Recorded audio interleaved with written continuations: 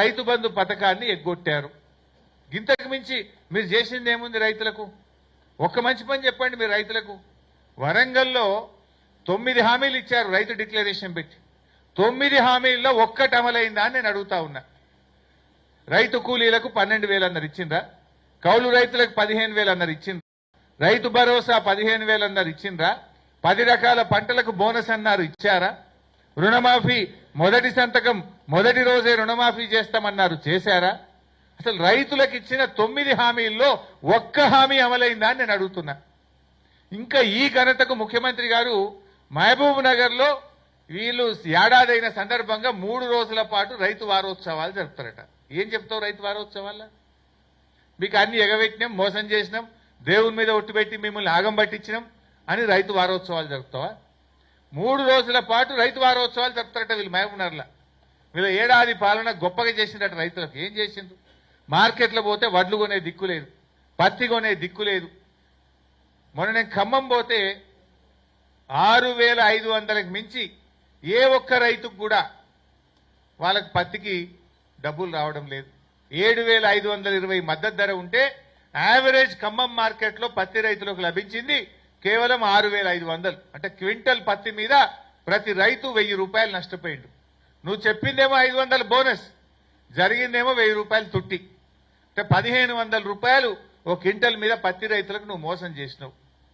వరి ధాన్యం 1,600కి 1,700కి అమ్ముకుంటున్నారు, 1,800కి అమ్ముకున్నారు బయట.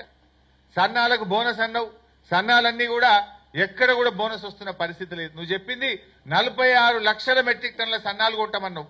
46 కాదు కదా, 4 లక్షలు దాటలే ఇప్పటికీ. అంత కలిపితే 10,20 లక్షలు కూడా దాటట్లేదు. అంటే అన్ని విషయాల్లో రైతుల్ని మోసం చేసిండ్రు. అందుకే ఇలా మహారాష్ట్రలో కూడా వీళ్ళ మోసాలను గమనించిండ్రు. వీళ్ళ రైతు భరోసా బోగస్ అయిపోయింది, మహిళలకు 3,000 బోగస్ అయిపోయింది, రుణమాఫీ కాలేదు, పింఛన్ 4,000 రాలేదు. కనుకనే ఈరోజు మహారాష్ట్రలో మీకు ఘోరమైనటువంటి ఓటమి. ఎక్కడెక్కడైతే రేవంత్ రెడ్డి ప్రచారం చేసిండో, ఎక్కడెక్కడైతే తెలంగాణ కాంగ్రెస్ మంత్రులు ప్రచారం చేసిండ్రో ఆడ మొత్తం కాంగ్రెస్ పార్టీ తుడుచుకుపెట్టుకుపోయింది. సఫా 2-3 నెలల ముందు మంచుకుంటే వీళ్ళు పోకముందు కాంగ్రెస్ గెలుతుంది అన్నట్టు అన్నారు. ఎప్పుడైతే వీళ్ళు పోయినరో వీళ్ళ ముఖాలు యాదికొచ్చినాయి. వీళ్ళు తెలంగాణలో అన్ని ఎగబెట్టిరని. ఒక 3 నెలల కింద కాంగ్రెస్ మంచిగానే ఉంది, గెలుతుంది అన్నట్టుగా అందరు. ఆ కూటమి ఏది వీళ్ళ ఇండియా కూటమా ఇదో కూటమి? ఈ కూటమి మంచిగానే ఉంది, గెలుతుండొచ్చు, బాగా తగ్గఫర్ ఉంది అన్నారు. ఈ రేవంత్ రెడ్డి కాంగ్రెస్ మంత్రులు ప్రచారానికి పోయినప్పటి నుంచి అది కిందికి పడ్డది కదా, లేసులేదు కదా.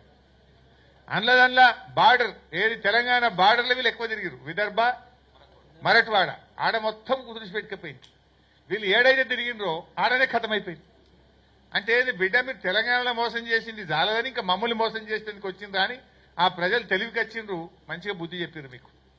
ఇప్పుడు నేను చెప్పదలుచుకుంది ఏంటంటే ఫైనల్ గా మహారాష్ట్ర ఓటమితోనైనా కళ్ళు తెరుగుండ్రి.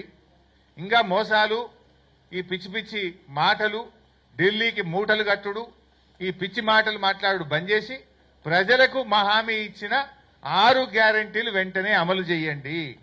100 రోజులు కాదు 350 రోజులు దాటింది.